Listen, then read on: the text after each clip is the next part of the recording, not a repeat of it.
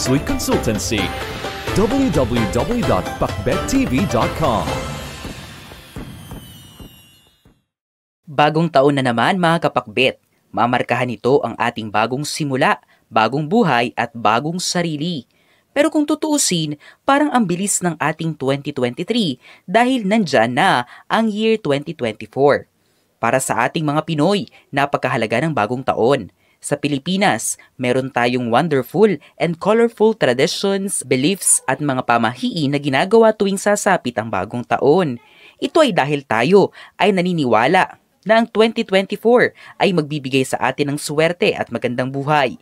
Likas sa atin ang pagiging hopeful at positibo mag-isip sa buhay kahit mahirap man mabuhay.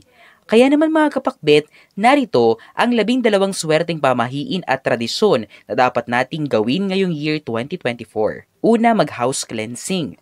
Isa sa mga una nating dapat gawin mga kapakbet kapag sasapit ang bagong taon ay ang pag-house cleansing. Isa itong rule of thumb. Napakahalaga nito mga kapakbet dahil kung hindi malinis ang inyong bahay sa pagsapit ng bagong taon, ang dumi at kamalasan sa loob ay madadala nyo sa susunod na taon. Ito ay nangangahulugan na kayo ay mamalasin sa unang araw ng 2024. Kaya naman bago sumapit ang New Year 2024, mag-house cleansing na.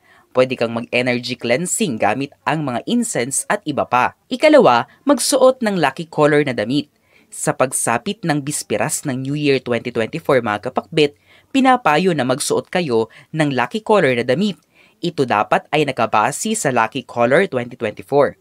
Pinaniniwalaan kasi na kapag lucky color shirt ang inyong sinuot, ang swerte ay sasalubong agad sa inyo sa unang araw ng 2024.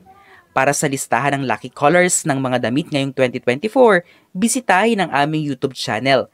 Pwede ka ring magsuot ng polka dots dress dahil sinasalamin nito ang barya at pera na kumakatawan sa wealth increase ngayong 2024. Ikatlo, isuot ang mga lucky charms.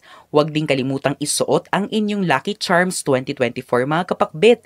Makakatulong ito upang sa unang araw ng 2024 at sa natitira nitong araw, linggo at buwan ay magkaroon ka ng swerte sa lahat ng bagay.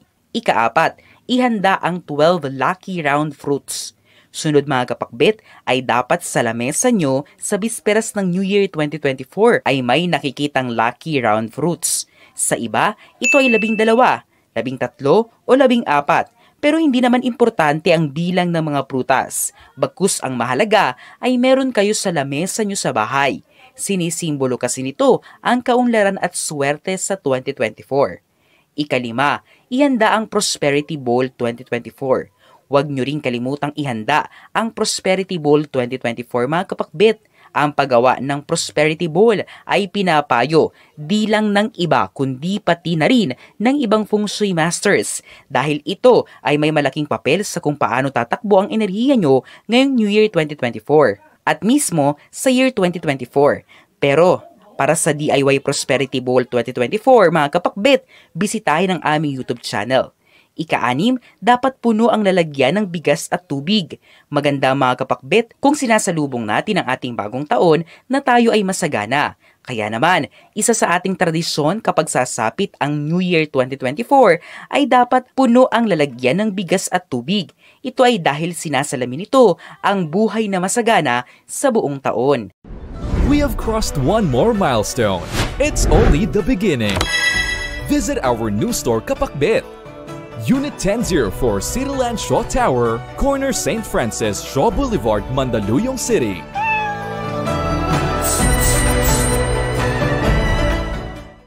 Ikapito, tumalon kapag sasapit ang hating gabi. Para sa mga bata dyan, may paniniwala tayong mga Pilipino na kapag sasapit ang hating gabi ng New Year, dapat tumalon sila para sila ay lumaki. Isa itong paniniwala at walang masama kung kayo ay maniniwala pa rin dito. Wala namang masama sa pagtalon mga kapakbet. Ikawalo, kumain ng 12 na piraso ng ubas o grapes kapag sasapit ang hating gabi. Isa pa, may paniniwala rin tayo na kapag papatak ng hating gabi ng New Year 2024, dapat kumain tayo ng 12 piraso ng ubas o grapes. Sinisimbolo ng 12 piraso ng ubas ang 12 buwan sa 2024. Ito ay isang pamahiin na pinaniniwalaang nagbibigay swerte at kasaganaan. Ika-9, mangolekta ng barya at paingayin ito sa bispiras ng bagong taon. Isa rin sa mga sikat na pamahiin at tradisyon natin mga kapakbet ay ang pagkolekta ng mga barya at paingayin ito sa bispiras ng bagong taon. Ito ay nagbibigay suwerte sa atin at sa pera natin ngayong 2024. Ang iba naman ay nagsasaboy ng barya sa loob ng bahay. Ika-10, sindihan ng mga ilaw sa bahay. Dapat mo ring gawin sa bispiras ng bagong taon mga kapakbet ay ang pagsisindi ng mga ilaw sa bahay. Dapat nakasindi ito kahit mga 30 minutes to 1 hour para mapalitan lahat ng negative energy sa bahay ng positive at vibrant energy. Ika-11, mag-ingay. Sa bispiras din ng New Year 2024, dapat din tayong mag-ingay. Ang dahilan kung bakit kailangan nating mag-ingay mga kapakbet ay para mataboy natin ang mga masasamang elemento sa loob ng bahay.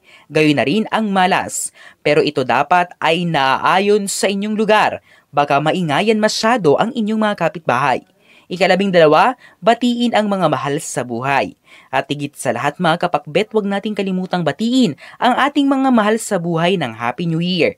Kahit sa simpleng pagbati ay maipapakita natin ang ating pagmamahal sa kanila. Napakahalaga na pinagdiriwang at sinasalubong natin ang New Year 2024 na tayo ay puno ng pagmamahal. Marami pa tayong mga tradisyon at pamahiin na ginagawa tuwing bispiras ng bagong taon. Ang mga nabanggit ay ang common at mga sikat na tradisyon at pamahiin. Tandaan na ito ay nakaukit na sa ating kultura at sa ating pagiging Pilipino. Kahit makabago na ang panahon ngayon, ginagawa pa rin natin ito. Pero alam nyo kung ano ang mas mahalaga mga kapakbet. At iyon ay ang sama-sama nating sineselebrate ang New Year 2024. Kahit walang handa, basta buo, masaya at mapayapa ang pamilya sa 2024. Tama ba ako mga kapakbet? Share your thoughts. Huwag din kalimutang magpasalamat sa itaas sa mga blessings na binibigay niya sa 2023 natin at sa mga mangyayari pa sa ating buhay. Ang mga interpretasyong ito ay pawang gabay lamang. Nasa sa atin pa rin ang desisyon at tayo pa rin mismo ang may hawak ng ating kapalaran. Huwag po nating kalimutang magdasal at manalig sa may kapal. Hinding-hindi niya po tayo pababayaan. Huwag kalimutang mag-subscribe, i-like at i-share ang videong ito sa inyong kapamilya at kaibigan. Maraming salamat sa panonood mga kapakbet.